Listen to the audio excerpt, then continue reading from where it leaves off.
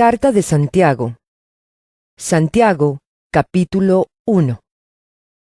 Santiago, siervo de Dios y del Señor Jesucristo, a las 12 tribus que se hallan dispersas por el mundo, saludos. Hermanos míos, considérense muy dichosos cuando tengan que enfrentarse con diversas pruebas, pues ya saben que la prueba de su fe produce constancia, y la constancia debe llevar a feliz término la obra, para que sean perfectos e íntegros, sin que les falte nada. Si a alguno de ustedes le falta sabiduría, pídasela a Dios, y Él se la dará, pues Dios da a todos generosamente, sin menospreciar a nadie. Pero que pida con fe, sin dudar, porque quien duda es como las olas del mar, agitadas y llevadas de un lado a otro por el viento. Quien es así, no piense que va a recibir cosa alguna del Señor. Es indeciso e inconstante en todo lo que hace. El hermano de condición humilde debe sentirse orgulloso de su alta dignidad, y el rico de su humilde condición. El rico pasará como la flor del campo. El sol, cuando sale, seca la planta con su calor abrasador. A ésta se le cae la flor y pierde su belleza. Así se marchitará también el rico en todas sus empresas. Dichoso el que resiste la tentación, porque al salir aprobado recibirá la corona de la vida que Dios ha prometido a quienes lo aman. Que nadie al ser tentado diga, es Dios quien me tienta, porque Dios no puede ser tentado por el mal, ni tampoco tienta a Él a nadie. Todo lo contrario, cada uno es tentado cuando sus propios malos deseos lo arrastran y seducen. Luego, cuando el deseo ha concebido, engendra el pecado, y el pecado, una vez que ha sido consumado, da a luz la muerte. Mis queridos hermanos, no se engañen. Toda buena dádiva y todo don perfecto descienden de lo alto, donde está el Padre que creó las lumbreras celestes, y que no cambia como los astros, ni se mueve como las sombras. Por su propia voluntad nos hizo nacer mediante la palabra de verdad, para que fuéramos como los primeros y mejores frutos de su creación. Mis queridos hermanos, tengan presente esto. Todos deben estar listos para escuchar y ser lentos para hablar y para enojarse, pues la ira humana no produce la vida justa que Dios quiere. Por esto, despójense de toda inmundicia y de la maldad que tanto abunda, para que puedan recibir con humildad la palabra sembrada en ustedes, la cual tiene poder para salvarles la vida. No se contenten solo con escuchar la palabra, pues así se engañan ustedes mismos. Llévenla a la práctica. El que escucha la palabra pero no la pone en práctica, es como el que se mira el rostro en un espejo y, después de mirarse, se va y se olvida enseguida de cómo es. Pero quien se fija atentamente en la ley perfecta que da libertad y persevera en ella, no olvidando lo que ha oído, sino haciéndolo, recibirá bendición al practicarla. Si alguien se cree religioso, pero no le pone freno a su lengua, se engaña a sí mismo, y su religión no sirve para nada. La religión pura y sin mancha delante de Dios nuestro Padre es esta: atender a los huérfanos y a las viudas en sus aflicciones, y conservarse limpio de la corrupción del mundo. Santiago, capítulo 2. Hermanos míos, la fe que tienen en nuestro glorioso Señor Jesucristo no debe dar lugar a favoritismos. Supongamos que en el lugar donde se reúnen entra un hombre con anillo de oro y ropa elegante, y entra también un pobre desjarrapado. Si atienden bien al que lleva ropa elegante y le dicen, siéntese usted aquí, en este lugar cómodo, pero al pobre le dicen, quédate ahí de pie, o siéntate en el suelo a mis pies, ¿acaso no hacen discriminación entre ustedes, juzgando con malas intenciones? Escuchen, mis queridos hermanos, ¿No ha escogido Dios a los que son pobres según el mundo, para que sean ricos en la fe y hereden el reino que prometió a quienes lo aman? Pero ustedes han menospreciado al pobre. ¿No son los ricos quienes los explotan a ustedes y los arrastran ante los tribunales? ¿No son ellos los que blasfeman el buen nombre de aquel a quien ustedes pertenecen? Hacen muy bien si de veras cumplen la ley suprema de la Escritura. Ama a tu prójimo como a ti mismo. Pero si muestran algún favoritismo, pecan y son culpables, pues la misma ley los acusa de ser transgresores. Porque el que cumple con toda la ley, pero falla en un solo punto, ya es culpable de haberla quebrantado toda. Pues el que dijo, no cometas adulterio, también dijo, no mates. si no cometes adulterio, pero matas, ya has violado la ley. Hablen y pórtense como quienes han de ser juzgados por la ley que nos da libertad, porque habrá un juicio sin compasión para el que actúe sin compasión. La compasión triunfa en el juicio. Hermanos míos, ¿de qué le sirve a uno alegar que tiene fe si no tiene obras? ¿Acaso podrá salvarlo esa fe?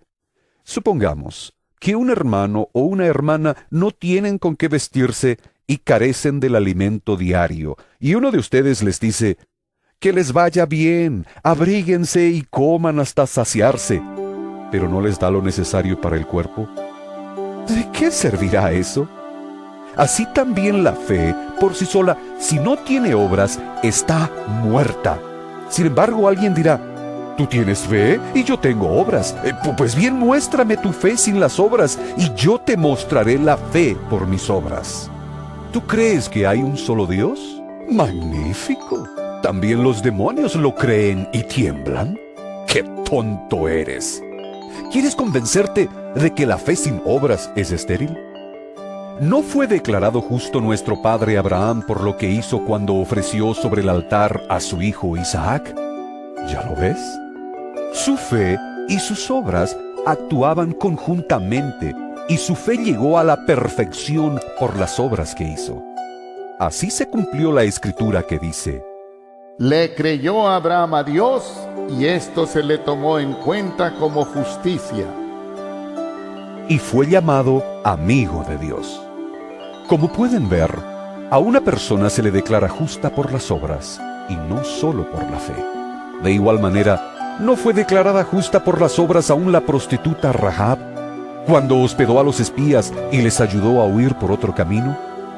Pues como el cuerpo sin el espíritu está muerto, así también la fe sin obras está muerta.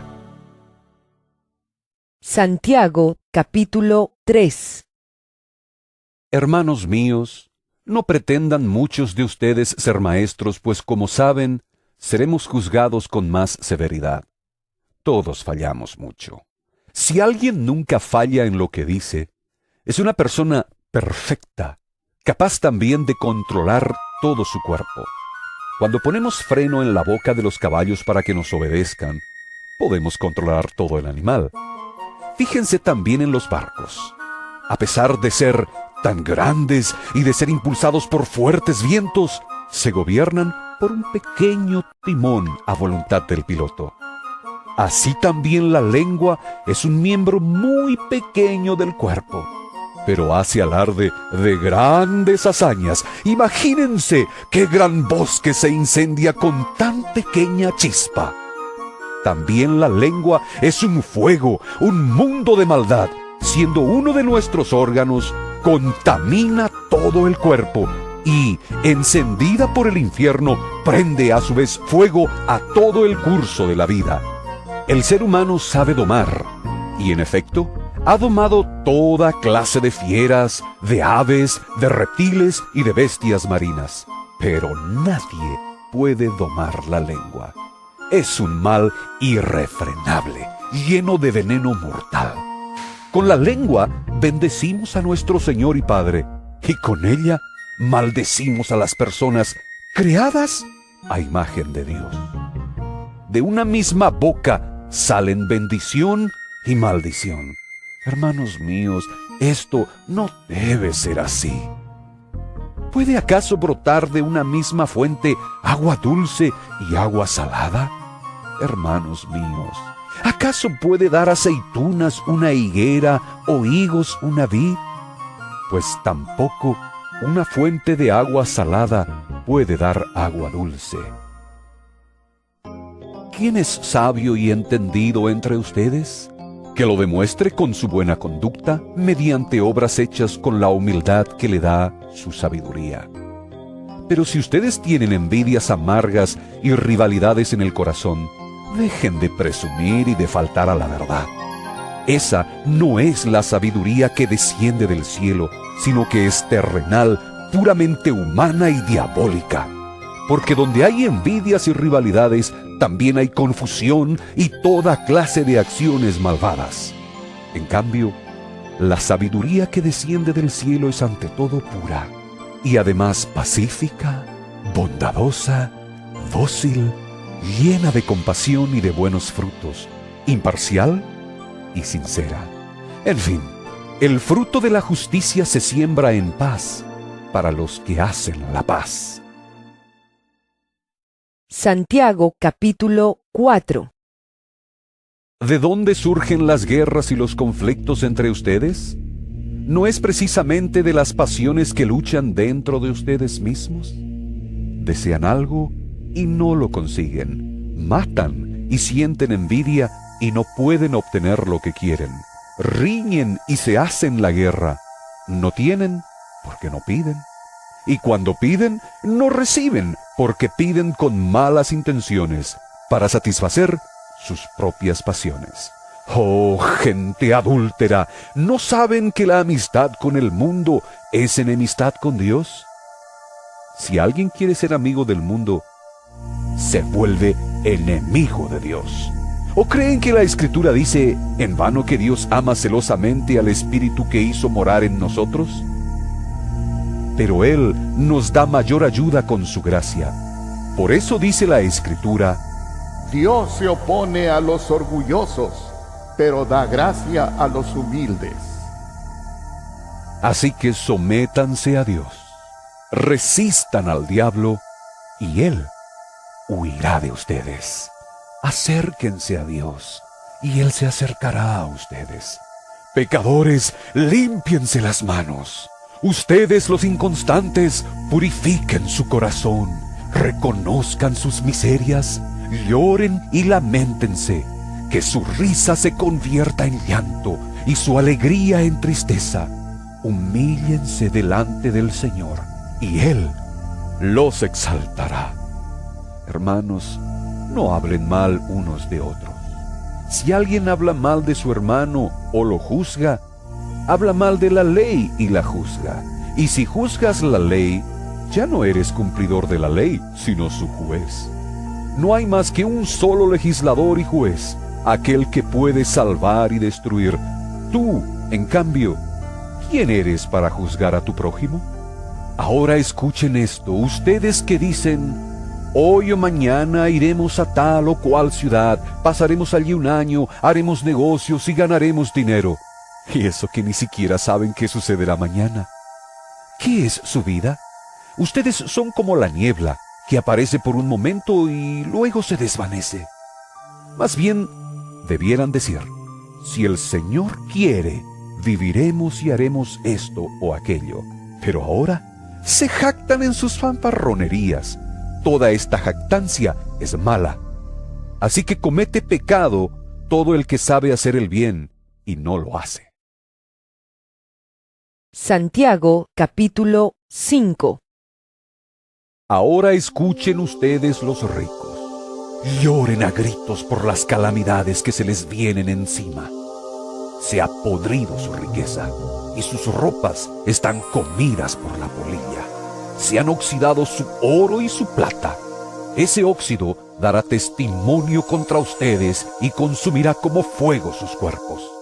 Han amontonado riquezas, y eso que estamos en los últimos tiempos. Oigan cómo clama contra ustedes el salario no pagado a los obreros que les trabajaron sus campos. El clamor de esos trabajadores ha llegado a oídos del Señor Todopoderoso. Ustedes han llevado en este mundo una vida de lujo y de placer desenfrenado. Lo que han hecho es engordar para el día de la matanza. Han condenado y matado al justo sin que Él les ofreciera resistencia. Por tanto, hermanos, tengan paciencia hasta la venida del Señor. Miren cómo espera el agricultor a que la tierra dé su precioso fruto y con qué paciencia aguarda las temporadas de lluvia. Así también ustedes, manténganse firmes y aguarden con paciencia la venida del Señor que ya se acerca. No se quejen unos de otros, hermanos, para que no sean juzgados. El juez ya está a la puerta. Hermanos, tomen como ejemplo de sufrimiento y de paciencia a los profetas que hablaron en el nombre del Señor. En verdad, consideramos dichosos a los que perseveraron. Ustedes han oído hablar de la perseverancia de Job y han visto lo que al final le dio el Señor. Es que el Señor es muy compasivo y misericordioso. Sobre todo, hermanos míos, no juren ni por el cielo, ni por la tierra, ni por ninguna otra cosa. Que su sí sea sí y su no, no, para que no sean condenados. ¿Está afligido alguno entre ustedes? Que ore. ¿Está alguno de buen ánimo? Que cante alabanzas. ¿Está enfermo alguno de ustedes? Haga llamar a los ancianos de la iglesia para que oren por él y lo unjan con aceite en el nombre del Señor. La oración de fe sanará al enfermo y el Señor lo levantará. Y si ha pecado, su pecado se le perdonará. Por eso, confiésense unos a otros sus pecados y oren unos por otros, para que sean sanados. La oración del justo es poderosa y eficaz. Elías era un hombre con debilidades como las nuestras. Con fervor oró que no lloviera, y no llovió sobre la tierra durante 3 años y medio. Volvió a orar, y el cielo dio su lluvia y la tierra produjo sus frutos. Hermanos míos, si alguno de ustedes se extravía de la verdad y otro lo hace volver a ella, recuerden que quien hace volver a un pecador de su extravío lo salvará de la muerte y cubrirá muchísimos pecados.